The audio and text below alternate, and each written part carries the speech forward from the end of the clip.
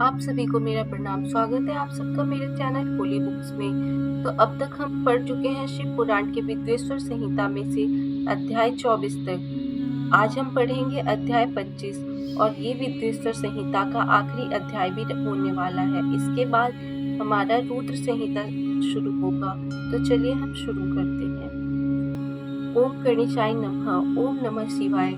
रुद्राक्ष धारण की महिमा तथा उसके विविध भेदों का वर्णन। सूत जी कहते हैं, महाप्राज्ञ महामते शिव रूप शौनक, अब मैं संक्षेप से रुद्राक्ष का महात्म्य बता रहा हूँ, सुनो।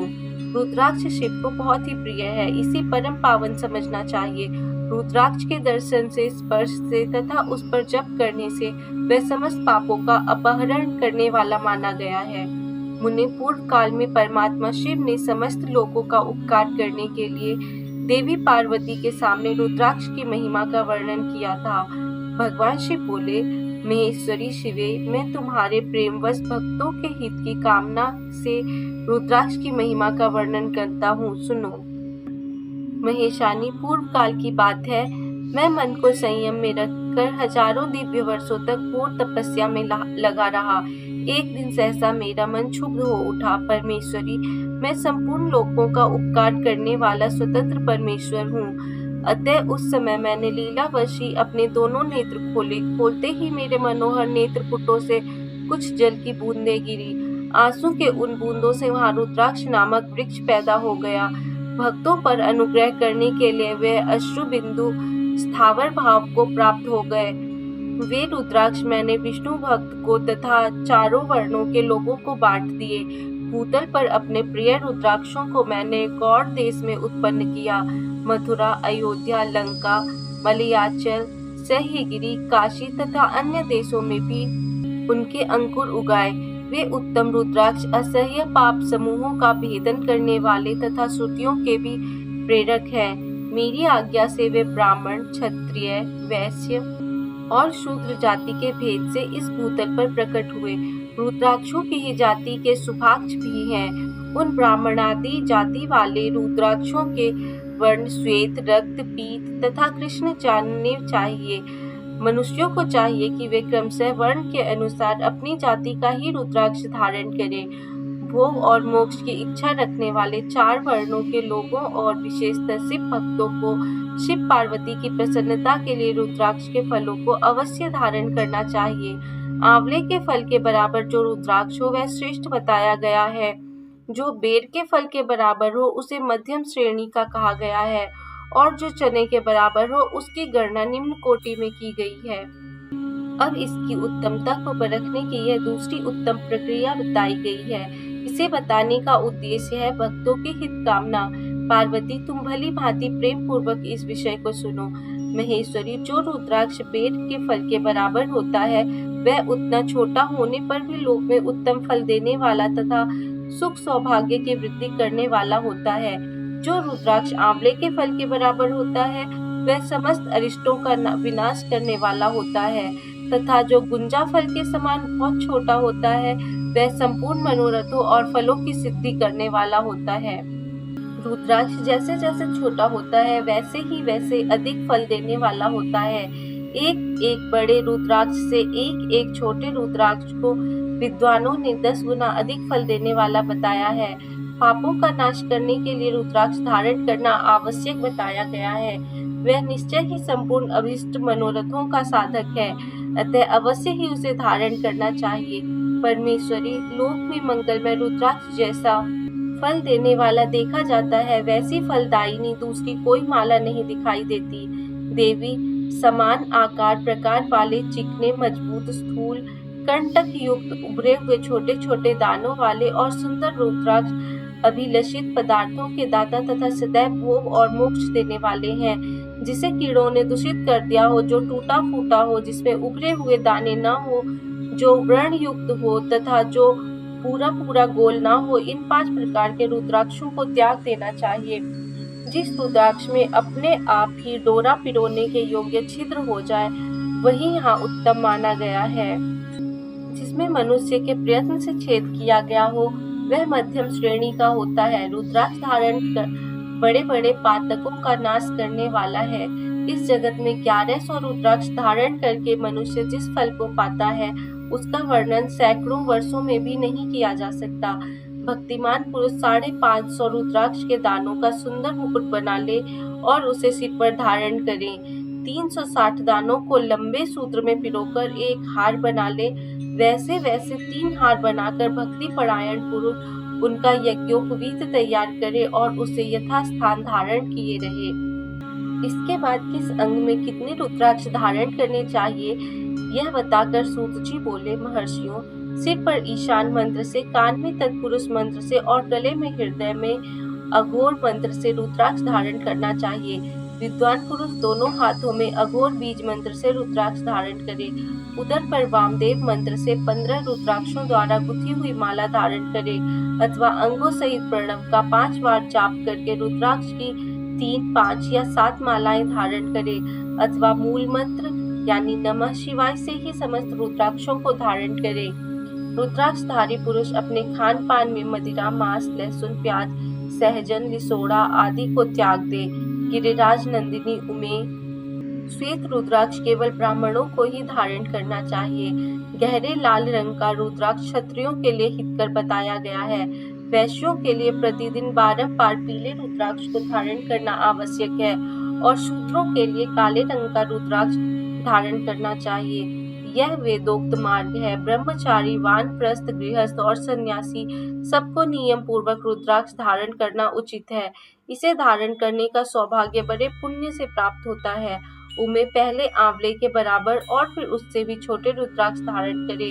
जो रोगी हो, जिनमें दाने ना हो, जिन्हें कीड़ों ने खा लिया हो, दाने जिनमें पिरोने योग्य छेद ना हो, ऐसे रुद्राक्ष मंगलाकांक्षी पुरुषों को नहीं धारण करना चाहिए। रुद्राक्ष मेरा मंगलमय लिंग विग्रह है। वह अंतोतुगत्वा चने के बराबर लघुतर होता है। सूक्ष्म रुद्राक्ष को ही सदा प्रशस्त माना गया है। सभी आश्रमों, समस्त वर्णों, स्त्रियों और शूद्रों को भी भगवान शिव की आज्ञा के अनुसार सदैव रुद्राक्ष धारण करना चाहिए। यतियों के लिए प्रणव के उच्चारण पूर्वक रुद्राक्ष धारण का विधान है। जिसके ललाट में त्रिपुंड लगा हो और सभी अंग रुद्राक्ष से विभूषित हो तथा जो मृत्युंजय मंत्र का जाप कर रहा हो, उसका दर्शन करने से साक्षात रुद्र के दर्शन का फल प्राप्त होता है। पार्वती, रुद्राक्ष अनेक प्रकार के बताए गए हैं। मैं उनके भेदों का वर्णन करता हूँ। वे भेद भोग और मोक्ष रूप फल देने वाले हैं। तुम उत्तम भक्ति भाव से उनका परिचय सुनो। एक मुख वाला रुद्राक्ष साक्षात शिव का स्वरूप है। वह भोग और मोक्ष रूपी फल प्रदान करता है। जहाँ रुद्राक्ष की पूजा होती है वहाँ से लक्ष्मी दूर नहीं जाती। उस स्थान के सारे उपद्रव नष्ट हो जाते हैं तथा वहाँ रहने वाले लोगों की संपूर्ण कामनाएं पूर्ण हो जाती है। 2 मुख वाला रुद्राक्ष देव देवेश्वर कहा गया है। वह संपूर्ण कामनाओं और फलों को देने वाला है। 3 मुख वाला रुद्राक्ष सदा साक्षात साधन का फल देने वाला है। उसके प्रभाव से सारी विद्याएं प्रतिष्ठित होती है। 4 मुख वाला रुद्राक्ष साक्षात ब्रह्म का रूप है।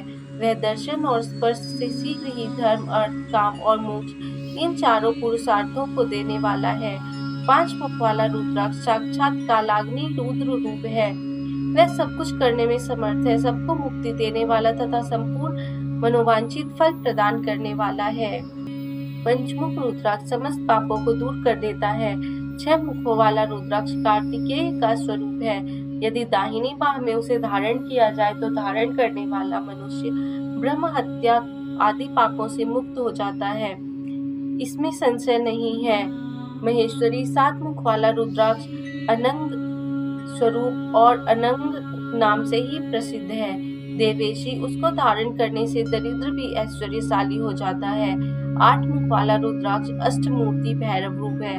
उसको धारण करने से मनुष्य पूर्ण आयु होता है और मृत्यु के पश्चात शूलधारी शंकर हो जाता है। 9 मुख वाले रुद्राक्ष को भैरव तथा कपिल मुनि का प्रतीक माना गया है अथवा 9 रूप धारण करने वाली महेश्वरी दुर्गा उसकी अधिष्ठात्री देवी मानी गई है। जो मनुष्य भक्ति परायण हो अपने बाएं हाथ में 9 मुख रुद्राक्ष को धारण करता है वह निश्चय ही मेरे समान सर्वेश्वर हो जाता है। इसमें संशय नहीं है। महेश्वरी 10 मुख वाला रुद्राक्ष साक्षात भगवान विष्णु का रूप है। देवेशी उसको धारण करने से मनुष्य की संपूर्ण कामनाएं पूरी हो जाती है। परमेश्वरी 11 मुख वाला जो रुद्राक्ष है वह रुद्र रूप है, उसको धारण करने से मनुष्य सर्वत्र विजयी होता है। 12 मुख वाले रुद्राक्ष को किस प्रदेश में धारण करें?